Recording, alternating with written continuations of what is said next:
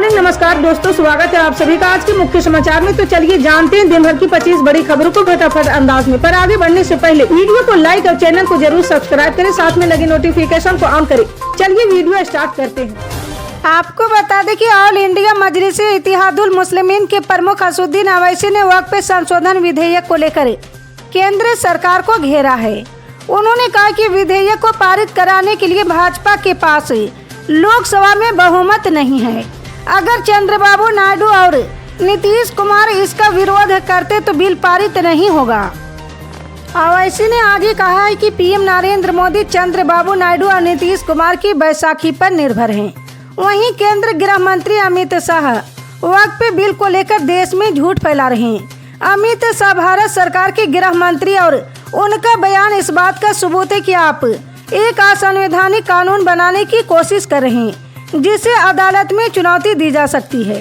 ये संविधान के अनुच्छेदों का उल्लंघन है और इससे पूरे देश के वक्फ को नुकसान होगा। इजरायली सेना की जोरदार बमबारी और गाजा में हमास विरोधी प्रदर्शनों के बाद यह फलस्तीनी गुट इजरायल के कई बंदियों को ईद पर रिहा करने के लिए तैयार हो गया है। इन बंदियों में अमेरिकी नागरिक और इजरायली सेना का सैनिक ईडान एलेक्जेंडर भी शामिल हैं। इसके बदले में हमास के आतंकी चाहते कि अगले कुछ दिनों के लिए सीजफायर का ऐलान कर दिया जाए। जी हां, इजरायली मीडिया ने इसकी जानकारी दी है। इस रिपोर्ट में कहा गया कि हमास के खिलाफ गाजा में जोरदार विरोध प्रदर्शन चल रहा और इसको कुचलने के लिए वो सीजफायर चाहता है। इस नए समझौते में कतर और अमेरिका से व्यापक बातचीत की भी शर्त रखा गया है। हरियाणा के यमुनानगर में जुमे की नमाज के दिन सरपंच की टिप्पणी को लेकर बवाल हो गया है। इस दौरान सैकड़ों मुस्लिम समाज के लोगों ने बुढ़िया थाने का घेराव किया है और जमकर नारेबाजी की।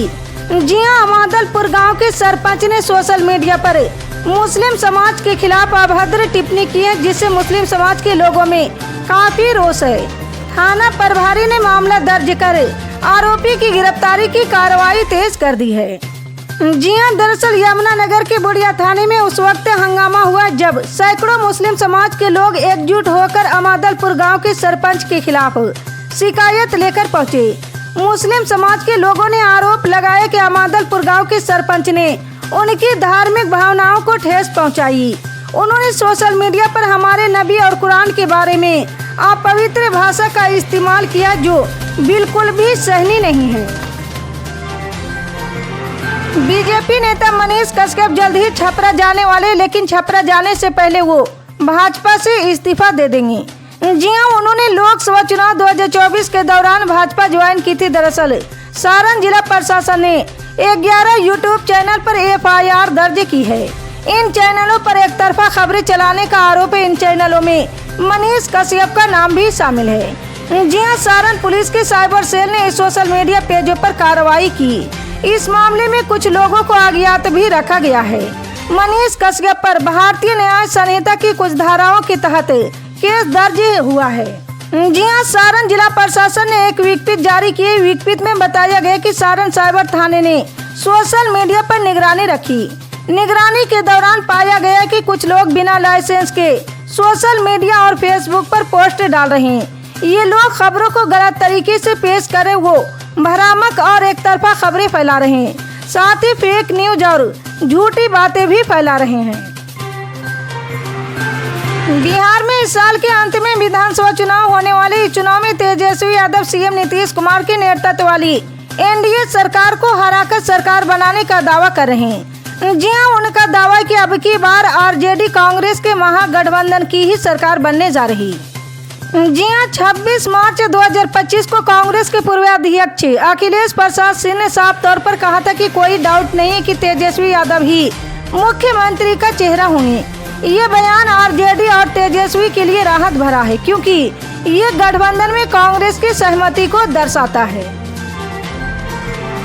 मोदी सरकार ने 2014 में सत्ता में आने के बाद से अब तक विभिन्न आरोपों में विदेशों में कैद 10,000 से अधिक भारतीयों की रिहाई और क्षमादान के लिए सक्रिय और सतत कूटनीतिक प्रयास किए, जिसकी वजह से इनकी स्वदेश वापसी हुई।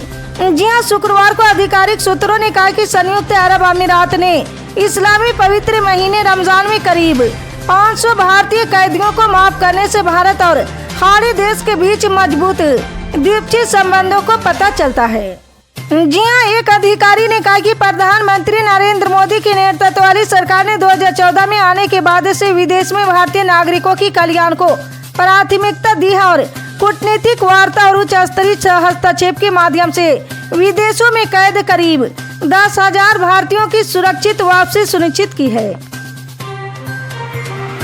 राजधानी दिल्ली समेत देश भर के कई राज्यों में मौसम ने एक बार फिर करवट ली है। एक और जहां मार्च महीने में गर्मी ने पिछले रिकॉर्ड तोड़ दिए थे, तो वहीं अब महीने के अंत में तेज हवाओं ने एक बार फिर तापमान कम कर दिया। जी हां, मौसम विभाग ने आज के लिए मौसम का पूर्व अनुमान जारी किया है। आज पश्चिमी विक्षोभ का प्रभाव उत्तरी भारत में बना रहेगा, जबकि दक्षिण और पूर्वी क्षेत्रों में गर्मी और उमस का असर रहेगा। जी हां, IMD ने तेज हवाओं, हल्की बारिश और कुछ इलाकों में बर्फबारी की भविष्यवाणी की है। जी हां, पंजाब और हरियाणा में आज तेज हवाएं चलेगी, जिससे धूल भरी आंधी की संभावना है। कुछ इलाकों में हल्की बारिश या बूंदाबूंदी हो सकती। अधिकतम तापमान 32 से 34 डिग्री और न्यूनतम तापमान 15 से 17 डिग्री रहने की उम्मीद है। मौसम विभाग ने किसानों को फसलों को हवा से बचाने के लिए उपाय करने की सलाह दी है।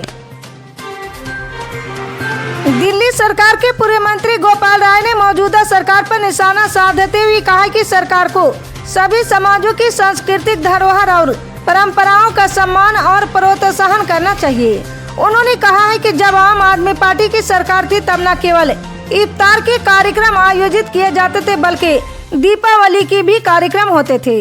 सरकार का कर्तव्य होता है कि वह सभी समुदायों को समान रूप से सम्मान दे और उनकी परंपराओं को आगे बढ़ाएं।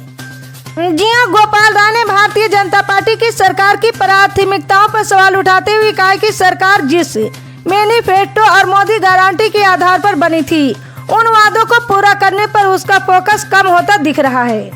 जी हां, उन्होंने कहा कि बीते कुछ दिनों से सरकार की प्राथमिकताएं बदलती नजर आ रही है और सदन में भी जनता से जुड़े मुद्दों की अपेक्षा अन्य विषयों पर ज्यादा चर्चा हो रही। उन्होंने दिल्ली में बढ़ते तापमान और आगामी जल संकट को लेकर सरकार को आगाह किया है। इसी तरह की पल पल की अपडेट जानने के लिए जुड़े रहा हमारे MSP न्यूज के साथ। मिलते हैं अगली बड़ी खबर में, तब तक के लिए जय हिंद।